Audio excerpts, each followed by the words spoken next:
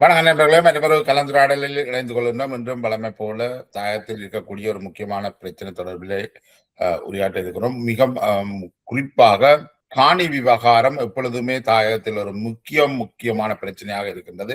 இது தொடர்பிலே முன்னர் வெளியிட்ட காணொலியில் கூட கள்ள காணியினுடைய உறுதி எழுதும் சட்டத்தரணிகள் தொடர்பில் ஒரு காணொலியை வெளியிட்டிருந்தோம். அதற்கு பின்பு காணிகளுடைய தோம்புகள் பாதுகாக்கப்பட வேண்டிய கச்சேரியிலேயே அளிக்கப்படுவது தொடர்பில் சண்முகநாதன் சசிதரன் அவர்கள் தன்னுடைய சொந்த அனுபவத்தை அண்மையில பகிர்ந்து கொண்டிருந்தார். இது தொடர்பில் பல்வேறு விளக்கங்களும் கோரிக்கைகளும் பார்வையாளர் மத்தியில் இருந்து எழுந்திருக்கு. இதனை தொடர்ந்து நாங்கள் மேலும் சில தகவல் சேகரிப்பு நடவடிக்கைகளை மேற்கொண்டோம்.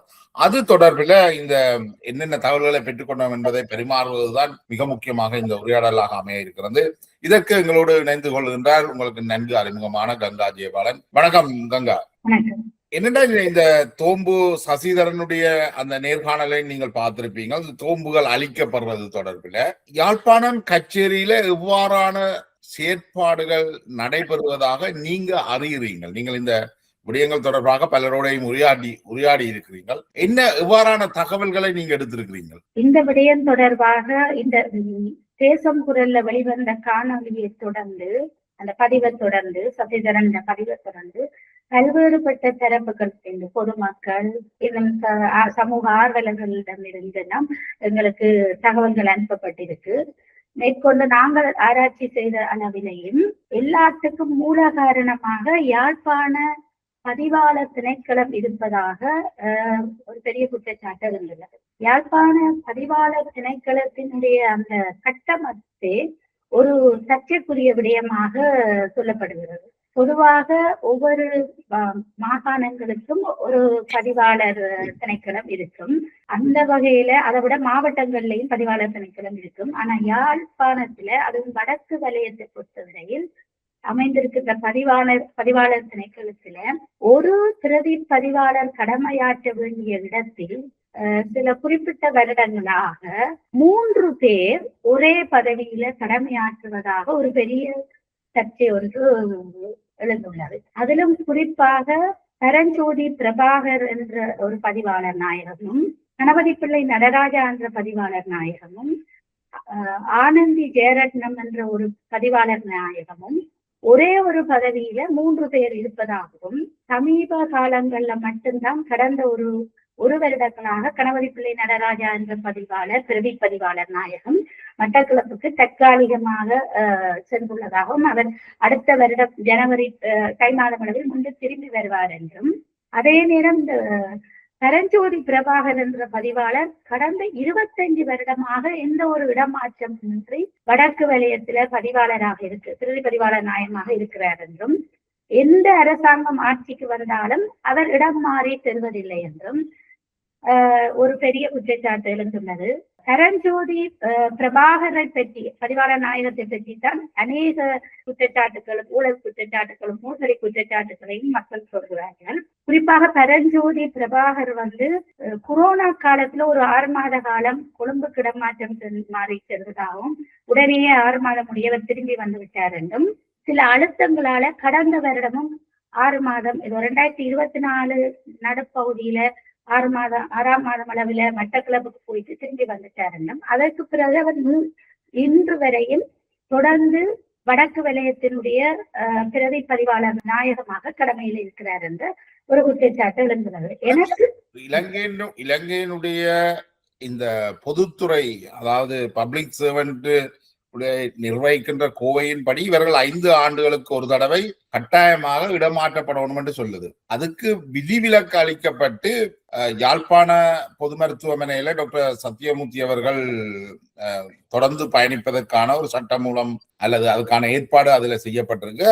அதை விட சில பாடசாலைகள்லையும் சில அதிபர்கள் மட்டும் அவ்வாறு நீண்ட கால பணியாற்றுவதற்காக அந்த பாடசாலையுடைய வளர்ச்சி போன்ற விடயங்களுக்காக அனுமதி அளிக்கப்பட்டிருக்கிறார்கள்.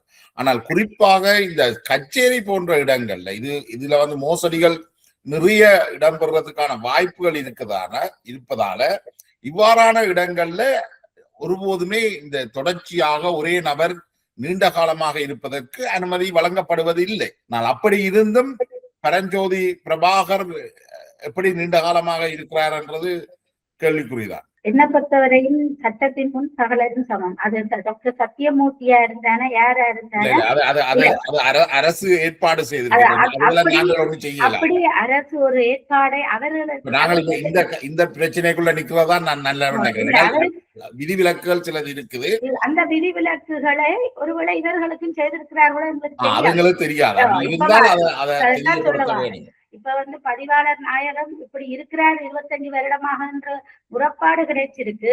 அவர் என்ன விதிவிலக்கில் அங்க இருக்கிறார், ஏன் ஒரு பதவியில 3 பேர் இருக்கிறார்கள், அப்படி மற்ற மாகாணங்கள்லயும் இப்படியான ஏற்பாடுகள் இருக்கிறதா என்றது இனிமேல் தான் தெரிய வர வேண்டும். மற்றது இந்த 5 மாவட்டங்கள், வடக்கு மாநிலத்துல 5 மாவட்டங்கள் இருக்கு. இந்த 3 பேரும் ஒரே இடத்துல இருப்பதற்கு பெரும்பாலும் சொல்லப்படுற காரணம் வடக்கு மாகாணத்திலே அவர்கள் வாழுவது இலகுவாக இருப்பதால், அதுவும் அவர்கள் யாழ்ப்பாணத்திலேயே இருந்து கொண்டிருப்பதால், அவர்கள் தங்கள் குடும்பங்களுக்கு பக்கத்திலேயே இருக்கக்கூடியதாக இருப்பதாலும் அவர்கள் தூர இடங்களுக்கு போய் வேலை செய்ய விருப்பப்படையில்லை என்றும், அப்படி செய்ய முடியாததுக்கு பல காரணங்கள் சொல்லுவார்கள். சில பேர் கரஞ்சோதி பிரபாகர் தான் உடல் நிலை பாதிக்கப்பட்டவர், தனக்கு கொஞ்சம் கடுமையான வருத்தம் இருப்பதாக மருத்துவ சான்றிதழ் வழங்கித்தான் அந்த இடத்திலேயே இருக்கிறார் என்றும் சொல்கிறார்கள். அதை விட பெரிய குற்றச்சாட்டு பத்திரமுல்லையில இருக்கிற தலைமை பதிவாளர் திணைக்களத்துல இருக்கிற பதில் பதிவாளர் நாயகம் அமரக்கோனுடன் இவருக்கு இருக்கிற நெருங்கிய தொடர்பும், அல்லது அமரக்கோன் தான் இந்த இடமாற்றங்கள், பதவி உயர்வு, படிகள் சம்பந்தப்பட்ட முடிவுகளை எடுக்கிற இடத்துல இருக்கிறவர், அவருடன் இவர்கள் வைத்திருக்கின்ற பழக்கம் அல்லது தொடர்பு காரணமாக இவர்களுடைய பதவி இடமாற்றங்கள், நியமனங்கள் அப்படியே அவர்கள் அந்தந்த இடங்களிலே இருந்து பணியாற்றக்கூடியதாக இருப்பதாகவும் ஒரு முறைப்பாடு சொல்லப்படுது. இதுல குறிப்பா ஆனந்தி ஜெயரத்னம், நடராஜா கணபதி பிள்ளை, பெரஞ்சூரி பிரபாகர் 3 பேரும் யாழ்ப்பாண வடமாகாண பதிவாளர் திணைக்களத்துல பணியாற்றிட்டு அவர்கள் என்ன செய்வார்கள், தங்களுக்குள்ள மாவட்டங்களை பிரிச்சு கொண்டு வேலை செய்திருக்கிறார்கள். ஆனந்தி ஜெயரத்னத்துக்கு கிளிநொச்சி முல்லைத்தீவு மாவட்டத்தையும், பரஞ்சோதி பிரபாகருக்கு யாழ் மாவட்டத்தையும், கணபதி பிள்ளை நடராஜாவுக்கு மன்னாரையும் வவுனியாவையும் பிரித்திருக்கிறார்கள். அவர்கள் தங்களுக்குள்ளே இந்த ஏற்பாட்டை செய்துள்ளார்கள். இது எவ்வளவு தூரம் மத்திய தலைமை பதிவாளர் அலுவலகத்துக்கு தெரிவிக்கப்பட்டிருக்கு தெரியவில்லை என்று சொல்லுகிறார்கள்.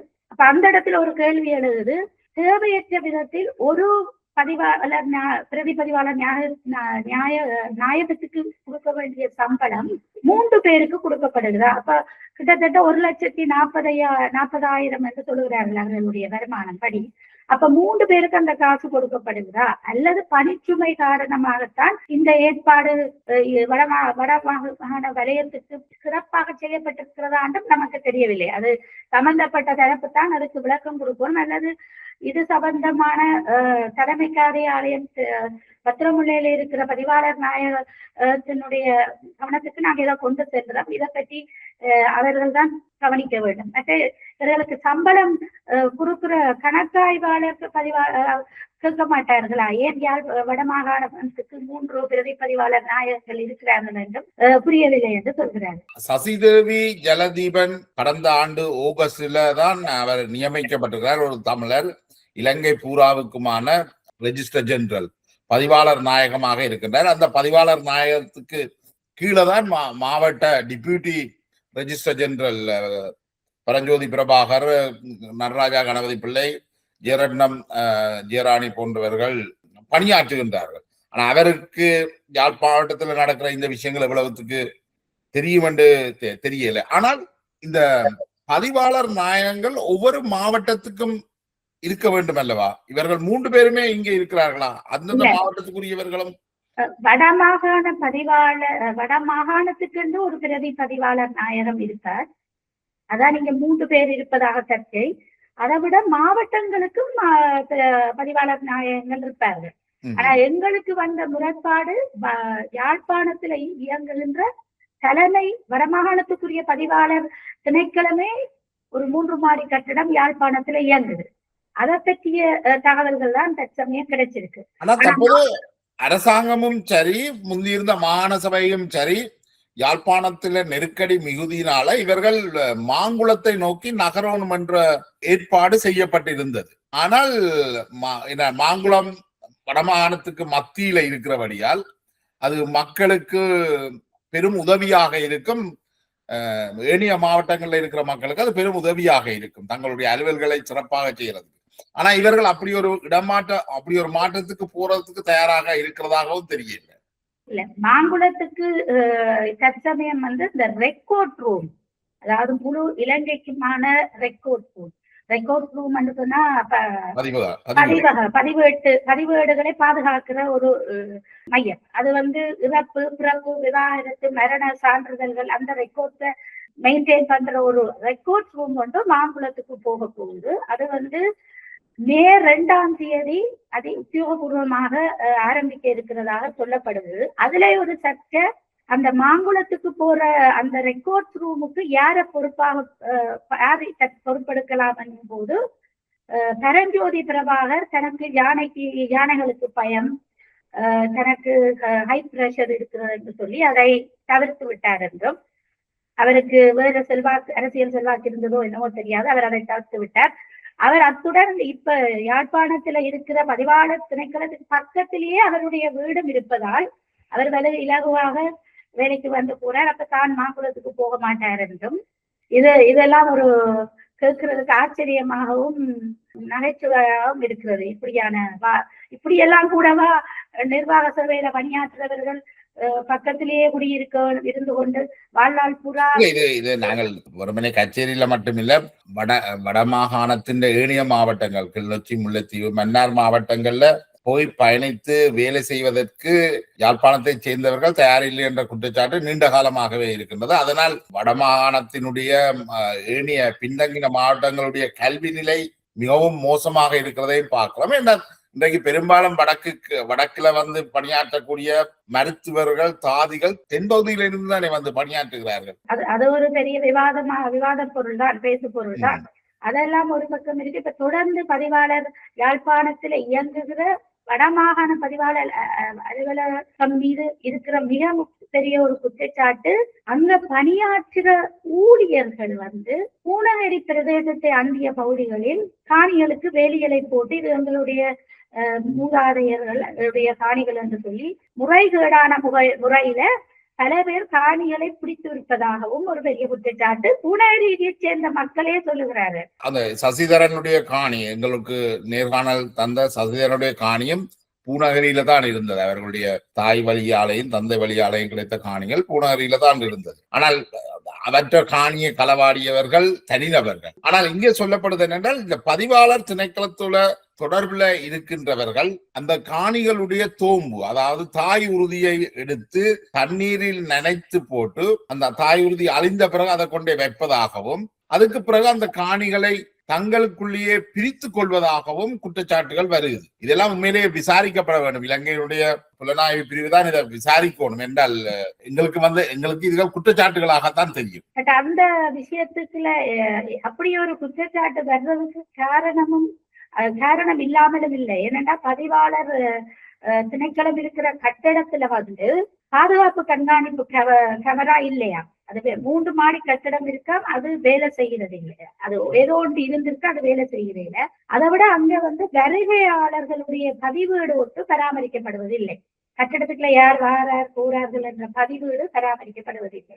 மற்றது இந்த பதிவாளர் திணைக்களத்துல பணியாற்றுகிற பதிவாளர் திணைக்களத்துக்குள்ள சில மோசடி குற்றச்சாட்டுகள்ல சிக்கியுள்ள சட்டத்திறனிகள், அதாவது கள்ள உறுதி எழுதிய சட்டத்திறன்கள் பதிவாளர் திணைக்களத்துல பணியாற்றுகின்ற பிரதி பணிப்பாளர்கள் உட்பட ஊழியர்களுடன் அவர்கள் நெருங்கிய தொடர்பை இருக்கிறார்கள். அவர்கள் கூறுவது எந்த இடத்திலையும் பதிவாக கூடாதுன்றதுக்காக தான் இந்த கண்காணிப்பு கேமராக்கள் வேலை செய்யாம இருக்கிறதோ அல்லது பொருத்தப்படவில்லையோ என்று சொல்லுகிறார். அதை விட கிட்டத்தட்ட இது ஒரு மிக திட்டமிட்ட ஒரு மோசடியாகத்தானே தெரியுது. இது என்னென்றால் சிசிடிவி கேமரா பொருத்தாமல் இன்றைக்கு இருக்க, மற்றது இது குறிப்பாக ஒவ்வொருவருடைய வாழ்க்கையினுடைய மிக முக்கிய ஆவணங்களை பாதுகாப்பாக வச்சுக்கின்ற ஒரு இடம். அப்ப அதுல பாதுகாப்பு ஏற்பாடுகள் இல்லாமல் இருக்குது என்றால், மற்றது தோம்புகள் காணாம போகுது, தோம்புகள் அழிக்கப்படுகிறது என்றால், இது சம்பந்தமாக ஏன் இதுவரைக்கும் விசாரணை நடக்கல,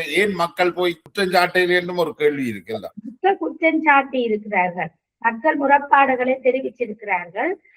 அந்த முறைப்பாடுகளுக்கு உரிய விசாரணை செய்து இதுவரை இந்த எந்த அரசாங்கங்களும் தீர்வு கொடுக்கல. இப்ப இருக்கிற அதனாலதான் அவர்கள் எதிர்பார்க்கிறார்கள் ஊழலுக்கு எதிராக நாங்கள் உழைப்போம், ஊழலை ஒழிப்போம் என்று சொல்லி வந்த என்பிபி அரசாங்கம் இந்த விடயத்தில் ஒரு கடும் நடவடிக்கை எடுக்குமா என்ற ஆதங்கத்துலதான் இப்ப எங்களை தொடர்பு கொண்டிருக்கிறார்கள்.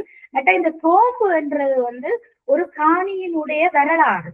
அது எப்ப யார் யார் பேர்ல இருந்தது, எப்ப யாருக்கு மாற்றப்பட்டது அந்த வரலாறு. அது யாழ்ப்பாண கச்சேரியில யாழ்ப்பாண பதிவாளர் திணைக்களத்துல அளிக்கப்பட்டிருந்தாலும் அதனுடைய ஒரு பிரதி கொழும்பில இருக்கிற பத்திரமுள்ள தலைமை பதிவாளர் திணைக்களத்துல இருக்கிறதா. மக்கள் முயற்சி செய்து அதை எடுக்க வேணும். அல்லது யாருக்கெல்லாம் இதுவரை சோர்வு காணாமல் போயிருக்கோ அது அளிக்கப்பட்டிருக்கோ இல்லை என்று சொல்லி வடமாகாண பதிவாளர் திணைக்களம் கடிதம் கொடுத்திருக்கோ அவர்களுக்கு அரசாங்கம் ஒரு ஏற்பாடு செய்ய வேணும். கொழும்பில் அந்த தலைமை பதிவாளர் திணைக்களத்துல அவருடைய இன்னொரு சோம்பு இருக்கிறதா. ஏன்னா நிறைய பேர் இதால காணிகளை இழந்திருக்கிறார்கள். மற்றது ஒரு தனிநபர் பல பேருடைய காணிகளை திருடி வச்சிருக்கிறார், ஒன்றுக்கும் மேற்பட்ட காணிகளை.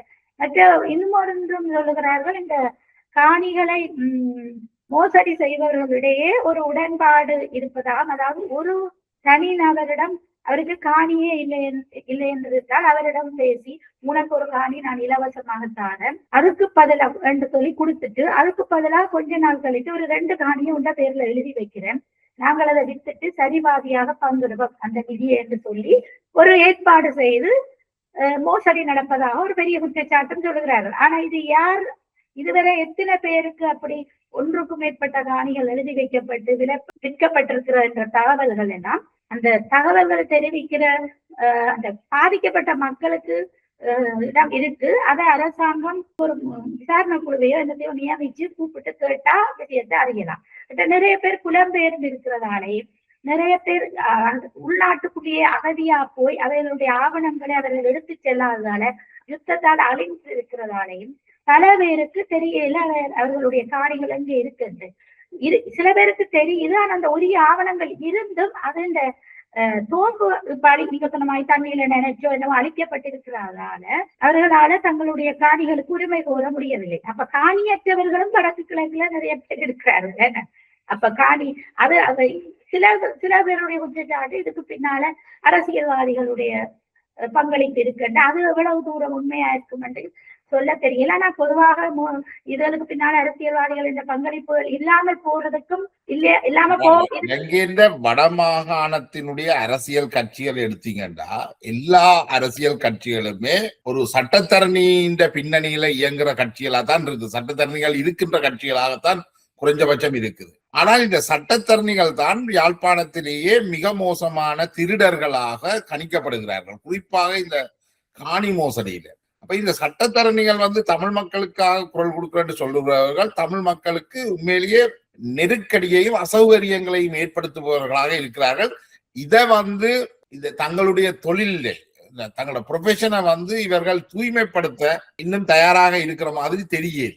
நாங்க ஒரு குறிப்பிட்ட தொழில்சார் சட்டத்திறனிகள் மேல ஒட்டுமொத்தமாக பழி சுமத்த முடியாது. அதுல ஒரு சில அவர்களுக்கு ஒரு பொறுப்பு இருக்குது.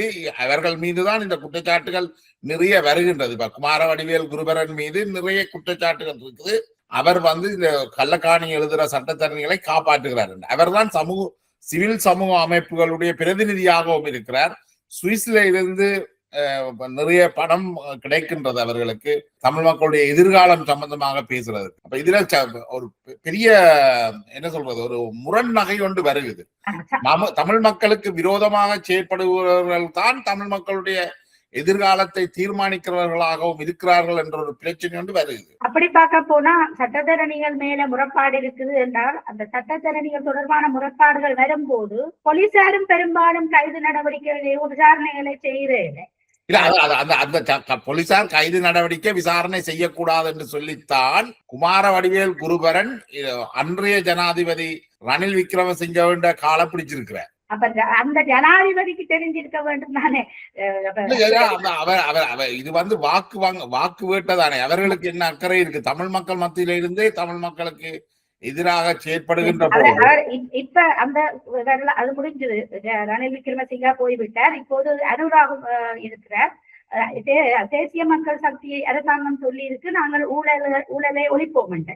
அதுக்காகத்தான் இவர்கள் பல நடவடிக்கைகள் எடுப்பதாக தொடர்ந்து சொல்லி வாரார்கள். ஆகவே இந்த விடயத்துல சட்டத்திறனிகள் மீது குற்றமா, பதிவாளர் திணைக்களம் மீதும் குற்றமா, அல்லது பாதிக்கப்பட்ட மக்களுக்கு அரசாங்கம் யாழ்ப்பாணத்துல 3 NDP பாராளுமன்ற உறுப்பினர்கள் இருக்கிறார்கள், ஒரு மந்திரி இருக்கிறார், ஒரு மினிஸ்டர் இருக்கிறார்.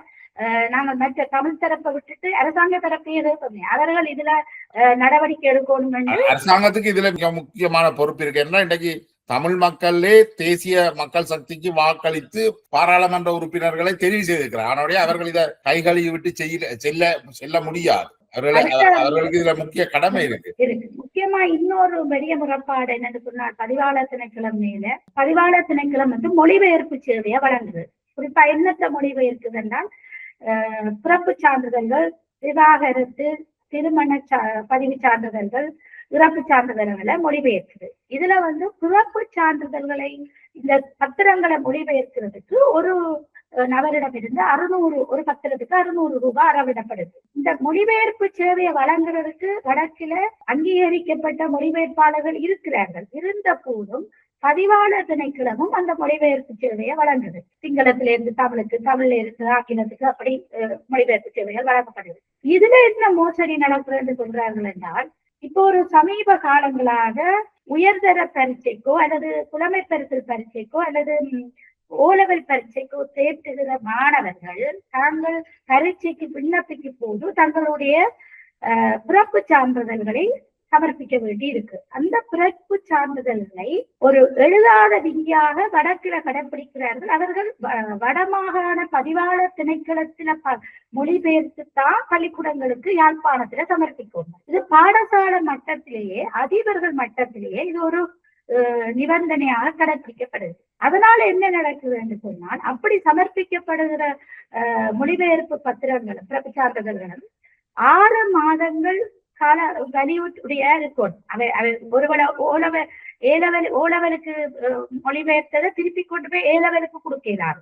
ஏன்னா அது 6 மாதம் முடிஞ்சது அப்படி சொல்றாரு. இதுக்காக என்ன நடக்குதுன்னு சொன்னா, பதிவாளர் திணைக்களத்துல 600 ரூபாய் கொடுத்து மொழிபெயர்ப்பு செய்யற போது 500 ரூபாய் அரசாங்கத்துக்கு போவதாகவும், அந்த 100 ரூபாயில அங்க வேலை செய்கிற ஒரு சில ஊழியர்களை வைத்தே பிரதி பதிவாளர்கள் வந்து, அதுல குறிப்பாக பிரபாகர் மேலதான், பரஞ்சோதி பிரபாகர் மேலதான் இது அது முக்கியமான குற்றச்சாட்டா இருக்கு. அவர் என்ன செய்யறா, ஒரு அங்க வேலை செய்யற ஊழியர்களுக்கு இது ஒரு மேலதிக வேலையாக கொடுத்து அவர்களுக்கு அதுல ஒரு சின்ன கொடுப்பனவு கிடைக்கிறது.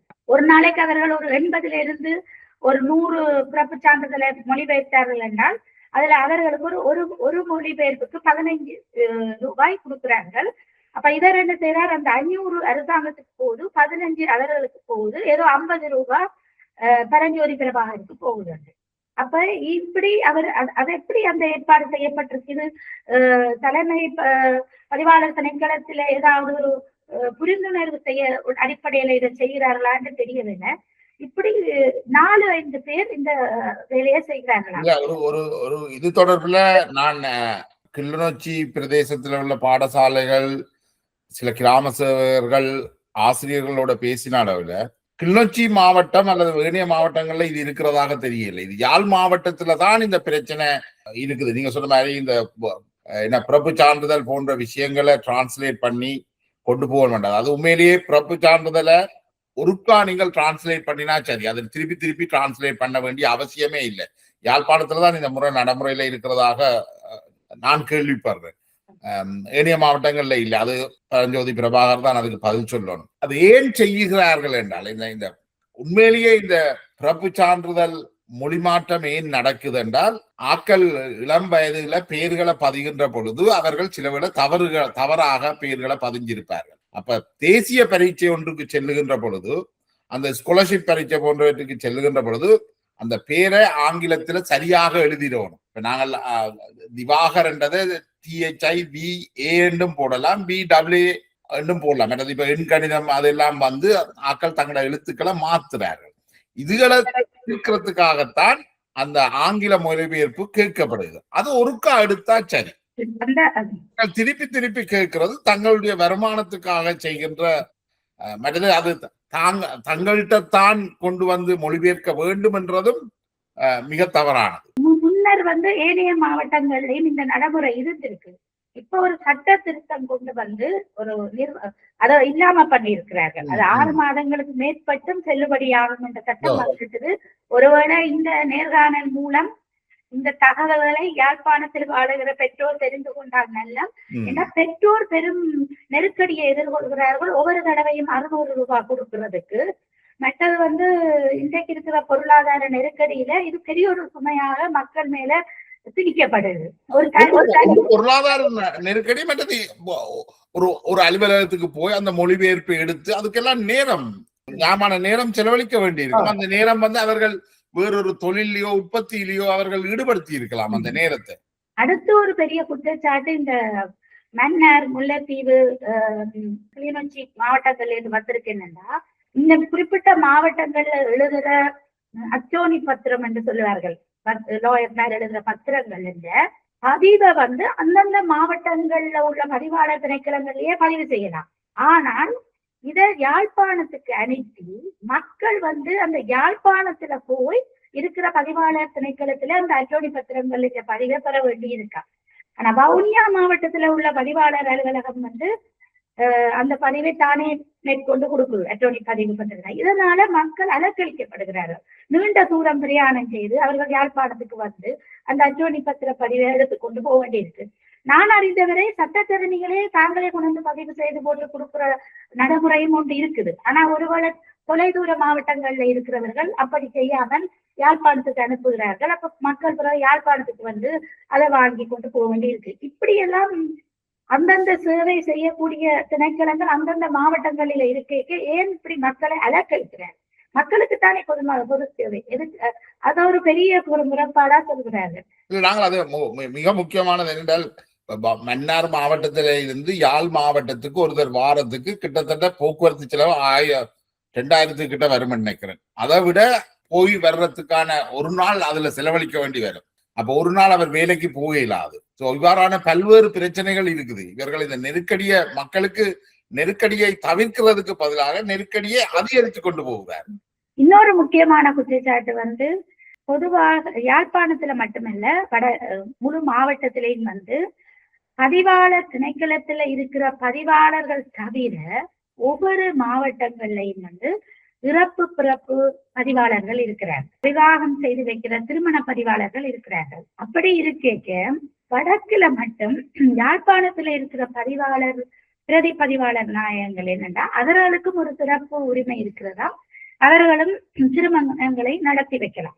ஆனா யாழ்ப்பாணத்துல வேற திருமண பதிவாளர்கள் இருக்கும் போது அவர்களும் மேலதிகமாக அந்த வேலைகளை செய்யலாம். பொதுவாக அப்படியான ஒரு சிறப்புரிமை பிரதி பதிவாளர்களுக்கு கொடுக்கிறது ஏன்னு சொன்னா, ஒரு பெருந்தொகையில ஒரு இலவச திருமணத்தை நடத்தி வைக்கவோ அல்லது ஒரு சமூக சேவை நோக்கத்துக்காகத்தான் அதை கொடுத்திருக்கு. ஆனா இந்த சிறப்புரிமையை பயன்படுத்தி இவர்கள் என்ன செய்கிறார்கள் என்றாலும் அதிகமான நன்கொடைக்காக ஒரு திருமண பதிவா நிகழ்த்தி வைக்கிறதுக்கு சாதாரணமா ஒரு 1000, 2000, 3000 ரூபாய்கள் கொடுப்பாரு. ஆனால் ஒரு பிரதி பதிவாளர் நாயகமே போய் ஒரு திருமண பதிவை மேற்கொண்டால் அவருக்கு ஒரு 30,000 ரூபாய் கொடுக்கப்படுமா, குறைஞ்சபட்சம் ஒரு 30,000-40,000 கொடுப்பார். அப்போ ஒரு பிரபலியமான நபர்களின் திருமணங்கள்ல, வர்த்தகர்கள் இந்த குடும்பங்களோட திருமணங்கள்ல அல்லது வெளிநாட்டில இருந்து வந்த புலம்பெயர் தமிழர்களுடைய திருமணங்கள் அங்க பதிவு செய்யப்படும் போது அந்த திருமணங்கள்ல அல்லது சட்டத்திறனினர்களுடைய திருமண பதிவுகளிலேதான் இவர்களே அந்த திருமண பதிவுகளை மேற்கொள்றதுனால